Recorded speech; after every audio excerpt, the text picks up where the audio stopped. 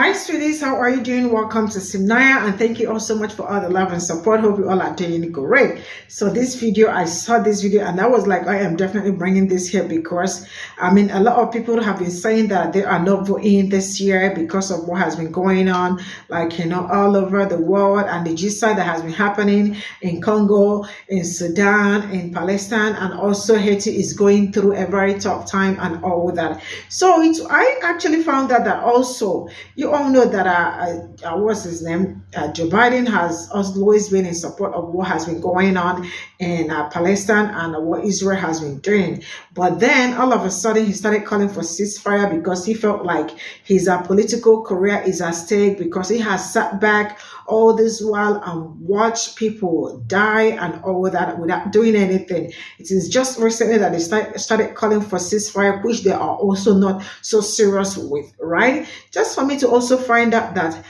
what's his name? Donald Trump is also supporting Kushner to remove people from Palestine so that they could build a beachfront condo, right? And I am like, what is this going on? Because I really don't understand how all this has been going on. And I mean, like, he's been working on the ground also with Israel, because I feel like both of them are like, Trump and Biden are all the same thing, but just that one person is just of a lesser evil and all that. And a lot of people are kind of saying that they are not going to come out to vote, but I think we all really have to come out to vote this time around. But you know what? Let's get into this. Oh my God. Oh my God. I talk about this stuff, and when I talk about this stuff and give my opinion based on the things that I'm seeing, I never really expect that I'm going to be proven right. Remember when I told y'all? Remember when I said that Donald Trump, and I played the video for y'all and everything, that Donald Trump was in full support of Netanyahu? Remember I told y'all that? And if Donald Trump were to get back into office, Donald Trump said that he would fully support Netanyahu and told Netanyahu that they need to finish the job.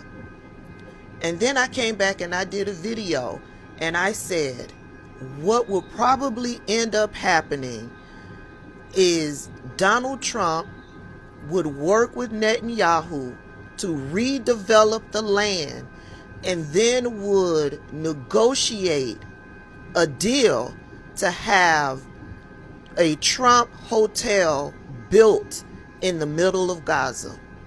I said that. I said that. Y'all can go back in the videos. I said that. Look at this. I'm scrolling over there on Instagram and I come across a post by the Midas Touch Network.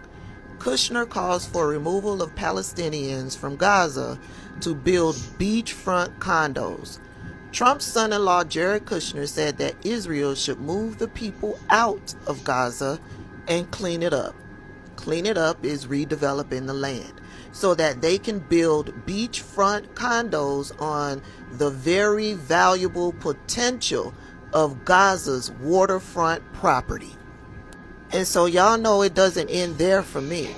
I went on over to the Midas Touch website to find out what type of conversation was happening for him to just come out and say this. Here's the article on the Midas Touch website, and in the article it says that Jared Kushner, Donald Trump's son-in-law, who served as a senior foreign policy advisor during Trump's presidency and was tasked with crafting a Middle East peace plan, spoke at Harvard University on March 8th, where he praised the potential value of Gaza's waterfront property and suggested that Israel should move the people out while cleaning up the area. During the interview with Harvard's professor Tariq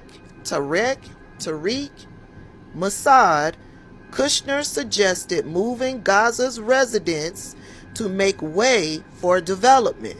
He also proposed relocating civilians from Gaza to the Negev Desert in southern Israel with a focus on evacuating the city of Rafah. Quote, Gaza's waterfront property could be very valuable if people would focus on building up livelihoods, end quote. He goes on to say, quote, but in addition to that, I would just bulldoze something in the Negev. I would try to move people in there. I think that's a better option so you can go in and finish the job, end quote. Now, the Midas Touch had a video linked in that article. I clicked on the video, and this what was the discussion in the video.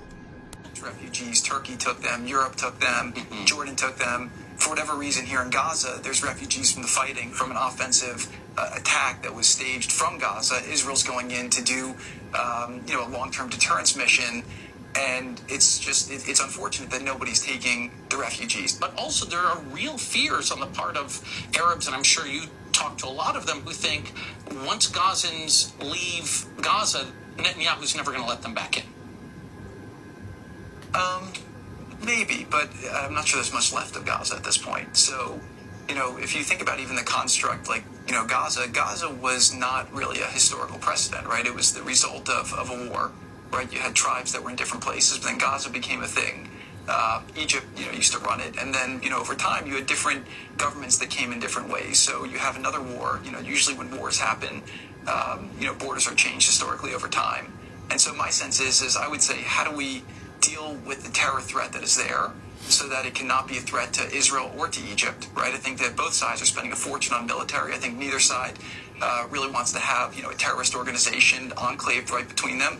In Gaza's waterfront property, it could be very valuable to, if people would focus on kind of building up, livelihoods. You think about all the money that's gone into this tunnel network and into all the munitions. If that would have gone into education or innovation, what could have been done? And so I think that it's a little bit of an unfortunate situation there, but I think from Israel's perspective, I would do my best to move the people out and then clean it up. But I don't think that Israel has stated that they don't want the people to move back there afterwards. You saw Tom Friedman's column on Tuesday about where he put forward a plan to get out of this. Biden should recognize the Palestinian Authority unilaterally as a state, and MBS should go to Jerusalem like Egyptian President Anwar Sadat did in 1977, and he should say, I'll normalize with Israel, I'll recognize West Jerusalem as your capital, and I'll even pay to rebuild Gaza if you recognize a Palestinian state with East Jerusalem as its capital. What do you think? Good idea? No, I don't think that's a good idea. I think that there's certain elements of it that are correct. I think proactively recognizing a Palestinian state would essentially be rewarding an act of terror that was perpetrated into Israel. So it's a super bad idea. Sorry about that, y'all. My lawn man is here. He's cleaning up the yard. I'm always shocked when I come out here and give my opinion based on what I've seen and what these people are saying and the energy they're giving off. This shocked the hell out of me because I was like, I just said that if Donald Trump gets into office, he and Bibi Netanyahu will work together to exterminate the rest of the people. They will then work to redevelop the land, and Donald Trump will negotiate to get a Trump hotel or a Trump tower built right there in the middle of the goings on. And here Jared Kushner is confirming my thoughts. All of you people out there not voting for Joe Biden, all of you people out there that are not voting, period, because you support Palestinians, you're full of shit.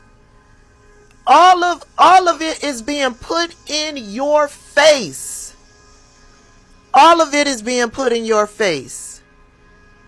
I hope you feel good about your choice. I'm not here to try to change your mind.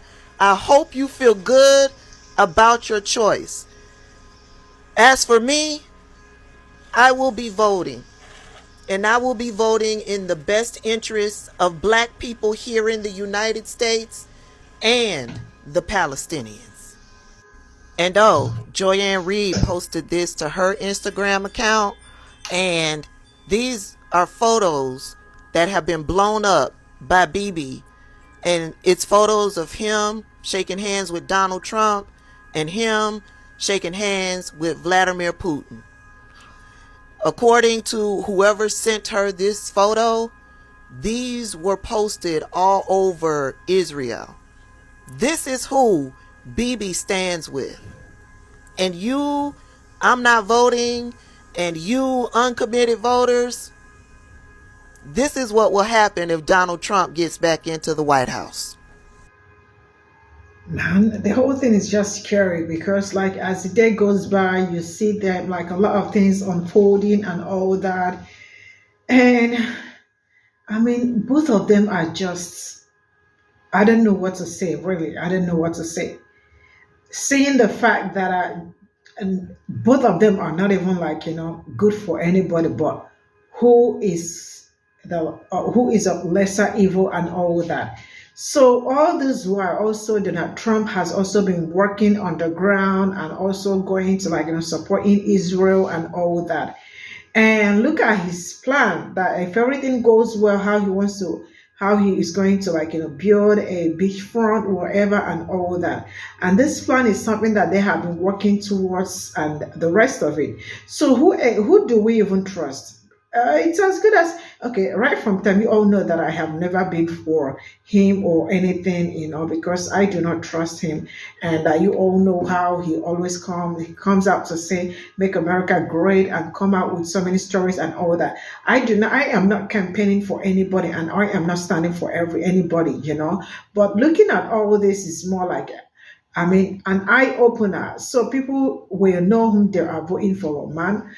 Both of them, because the other one, or this one, if Trump is also planning to do something in Israel, the other one also stayed back in the office for how many, like, all through this while the G0t that has been happening all over in Congo, in Sudan, in Palestine, and what is going on in Haiti. He sat down and watched all of it happen. Right? He didn't say anything. He didn't do anything. There was no ceasefire. Each time they called for ceasefire was like how many days, because it was like Black Friday, and they knew what they were going to lose if, like, they continued the ceasefire, which did not even happen. The ceasefire did not even stop and all that. And now he also said that a war on Israel is also a war on the United States, and how AIPAC and all, like, really, I am confused. Who is even the good person? There is something that I have noticed over time when it comes to politics, and or there is no good person when it comes to politics. But who is going to deliver? Who can do better than the other one is just what everybody is looking for. But the way I am saying, they are just same birds of the same feather that flock together and all that. And I am really hoping that there is miracle, that something really good happens and all that. I know a lot of people are saying they do not want to vote this year because both of them are the same, both blue, no matter who, and all the Republican and the Democrats are all the same thing. But I think it's also nice for us, like, come out to vote because if you do not vote, I think the person you say you also do not want him to be the president of the United States may end up being the president of the United States. So let's come out and do the needful. Let's do what we are supposed to do. I am not campaigning for anybody. You all already know that. You all know the people that are coming out for presidential elections and all that. Who do you want to vote for? And that's all I got to say. Let's see you all in my next video. Bye for now.